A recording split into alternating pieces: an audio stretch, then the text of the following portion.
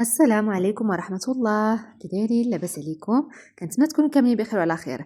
جبت لكم فيديو جديد هاد المرة، أول مرة غادي نحطو لكم بحال هاد النوع ديال الفيديوهات. صراحة موديلات اللي كيعجبوني بزاف وكنبغي نشاركهم معكم، ولكن ما كيكونش عندي الوقت باش أنني نولي نطبقهم معكم. داكشي علاش غادي كل مرة غنشارك معكم واخا هكا غير فيديو قصير.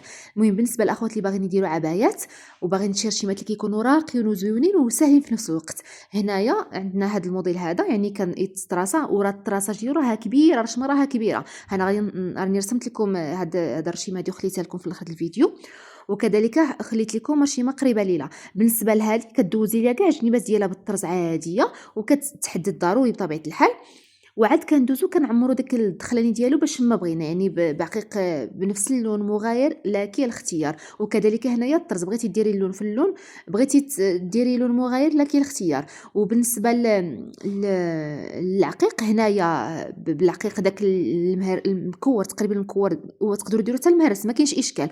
وكذلك بديك السيبورات ولا بلي بير. المهم بالنسبه للتسنبات نتوما كتختاروا العقيق اللي كيناسبكم، لكم الاختيار. بالنسبه للرشيمه هي هذه راها ساهله وبسيطه، يعني تقدروا ديروها الكبر اللي كيناسبكم نتوما اللي بغيتيوه. وكذلك تقدروا تكتفي وحده بحال هكا، كما تقدروا تمشيو كتدوبلوها كما بغيتو. وكذلك حطيت لكم واحد الرشيمه اللي قريبه ليلا، غير هي كبيره شويش، يعني نتوما كتستافدوا من رشيمات كما بغيتو. حتى هذه زوينه وغادي تجيكم واعره، غير شنو حاولوا تكبروها عفوا على حسب اللبسه اللي عندكم. كان هذا هو الفيديو ديال النهار خفيف ظريف، نتلاقاو قريبا باذن الله، الى اللقاء.